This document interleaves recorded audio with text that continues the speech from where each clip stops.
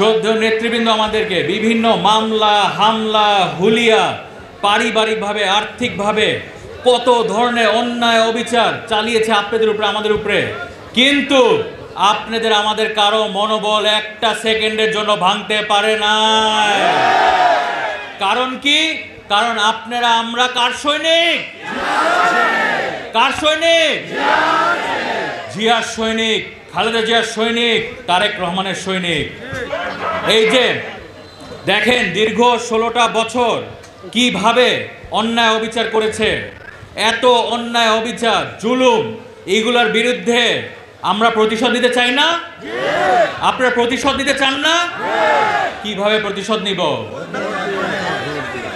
ভোটের মাধ্যমে প্রতিশোধ নিব ইনশাল্লাহ। এখন দেখেন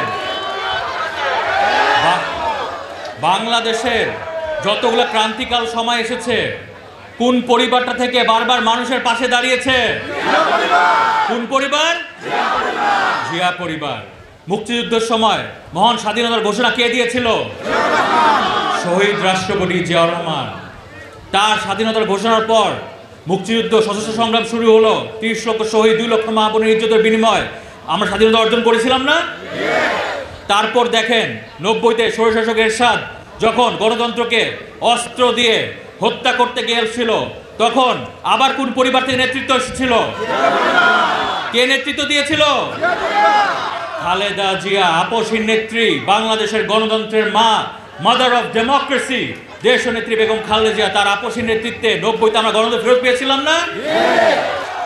তারপর দেখেন 16টা বছর একটা গণহত্যাকারী খুনি ফ্যাসিস্ট সরকার আসলো, এসে এই যে আপনারা যারা এখানে আছেন, যারা আমাকে আজকে দেখছেন, প্রত্যেকটি নাগরিকের অধিকার ধ্বংস করে দিল।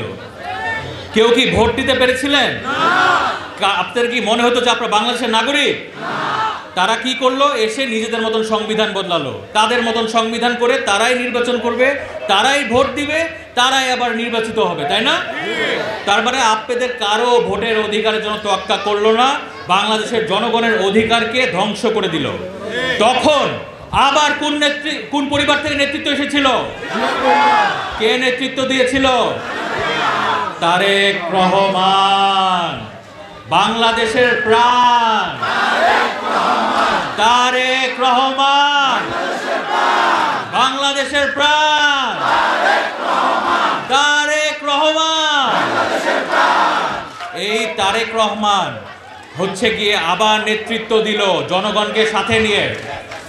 এই তারেক রহমান আবার নেতৃত্ব দিল জনগণকে সাথে নিয়ে।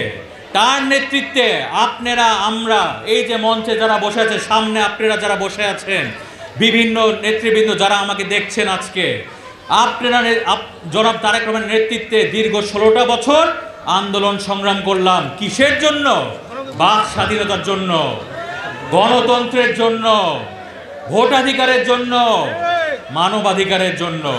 দীর্ঘ 16টা বছর আন্দোলনে আমাদের নেতা জনাব ইলিয়াস আলীকে গুম করেছে, চৌধুরী আলমকে গুম করেছে, ছাত্রনেতা সুমনকে গুম করেছে, সর্বশেষ ছাত্র জনতার আন্দোলনের মধ্য দিয়ে আমাদের নেতা ওয়াসিমকে খুন করেছে, তারপর আমাদের রিয়াজকে খুন করেছে। এভাবে অনেক শিশু থেকে শুরু করে নারী পুরুষ আপনারা সবাই দেখেছেন, নির্বিচারে গুলি করে হত্যা করেছে। এরা কি গণহত্যাকারী খুনি একটা সরকার ছিল না?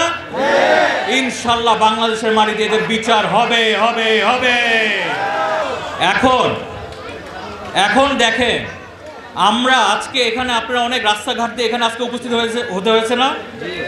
যে রাস্তাগুলোর উপর দিয়ে আসলেন, যে ব্রিজগুলোর উপর দিয়ে আসলেন, আশেপাশে যে স্কুল কলেজ মসজিদ মন্দির মাদ্রাসা, যে বাবুবাজার ব্রিজ, জিঞ্জিরায়, তারপর বসিলা ব্রিজ, তারপর আলিপুর ব্রিজ, এগুলা করে কি জনগণের লাভ হয়েছে না ক্ষতি হয়েছে? বিদ্যুৎ গ্যাস টেলিযোগাযোগ এগুলা হচ্ছে কি কেরানীগঞ্জে ঢাকা 2 এনে কি লাভ হয়েছে নাকি ক্ষতি হয়েছে? এগুলা সব কারা করেছে? খালেদা জিয়া করেছে, বিএনপি করেছে, আমানুল্লাহ সাহেব করেছে, ধানের শীষ মার্কা করেছে। তারপর দেখে এই যে এত কিছু করা হয়েছে, দীর্ঘ 16টা বছর আপনার ভোটাধিকার হরণ করলো, নাগরিক সুযোগ সুবিধা হরণ করলো, তারা কি কোনো রিপেয়ারিং কাজ ঠিকমতো করতে পেরেছে? তারা খালি নিজেদের ব্যাপারে চিন্তা করেছে। আমাদের নেতা জনাব তারেক রহমান, দেশনেত্রী বেগম খালেদা জিয়া, বিএনপি, আমরা আপনারা কি নিয়ে চিন্তা করি? সারাক্ষণ জনগণ কিভাবে সুবিধা পায়, জনগণের কিভাবে সেবা করতে পারি, এই সব নিয়ে আমরা সারাক্ষণ চিন্তা করি। ইতিমধ্যে আপনারা দেখেছেন আমাদের নেতা জনাব তারেক রহমান 31 দফা দিয়েছে, দেখেছেন না? ইনশাল্লাহ প্রতিশোধ নিব কিভাবে এত জুলুমের বিরুদ্ধে, 31 দফা বাস্তবায়ন করে ইনশাল্লাহ। এই 31 দফার একটা দুইটা দফা আমি আপনাদেরকে বলি। এই যে শিক্ষা প্রতিষ্ঠানে আমরা আজকে আসলাম, এই শিক্ষা প্রতিষ্ঠানের জন্য কিভাবে উন্নয়ন করবে, ওটার মধ্যে কিন্তু 31 দফার মধ্যে লিখে দিয়েছে আমাদের নেতা জনাব তারেক রহমান। আমরা ইনশাল্লাহ ক্ষমতা আসলে কি করব। ধরেন শিক্ষা ব্যবস্থায় যেইভাবে 16টা বছর এই গণহত্যাকারী খুনি ফ্যাসিস্ট সরকার যেভাবে শিক্ষা প্রতিষ্ঠানগুলোকে ধ্বংস করে দিয়েছিল, কেন ধ্বংস করেছে? যেন আমাদের দেশের নাগরিকরা, আমরা জানি দেশ হিসাবে মূর্খ থাকি, আশেপাশে দেশ জানি বড় হতে থাকে।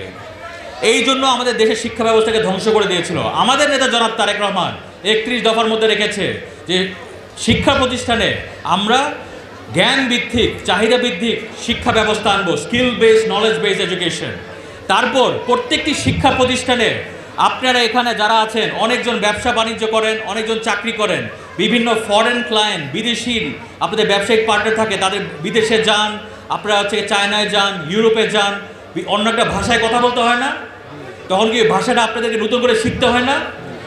আমরা ইনশাল্লাহ আল্লাহর ইচ্ছা জনগণের সহযোগিতায় দেশ পরিচালনা করলে, আমাদের নেতা জনাব তারেক রহমান বলেছে প্রত্যেকটি শিক্ষা প্রতিষ্ঠানে একটা যুগোপযোগী যে সময়ের জন্য, সেটা হতে পারে নতুন একটা ভাষা আমরা ইন্ট্রোডিউস করব, যেটা হতে পারে ম্যান্ডারিন মানে চাইনিজ বা ফ্রেঞ্চ, ইটালিয়ান ভাষা। সেটা আপনারা শিক্ষা যখন আপনারা স্কুলে ঢুকবেন, ওই ভাষাটা শিখেই আপনারা হচ্ছে গ্র্যাজুয়েট করবেন, বের হয়ে যাবেন। তাহলে নতুন করে আপনাদের কষ্ট করে শিখতে হবে না। এইভাবে আমরা আপনাদের যুব সমাজকে তৈরি করব। এবং একই সাথে যারা হচ্ছে গিয়ে এখন ইউনিভার্সিটিতে আছে, যারা গ্র্যাজুয়েট করবে, তাদেরকে গ্র্যাজুয়েট করার পর একটা বছর চাকরি না পাওয়া পর্যন্ত তাদেরকে আমরা শিক্ষিত সহায়তা, বেকার ভাতা আমরা ইনশাল্লাহ প্রদান করব।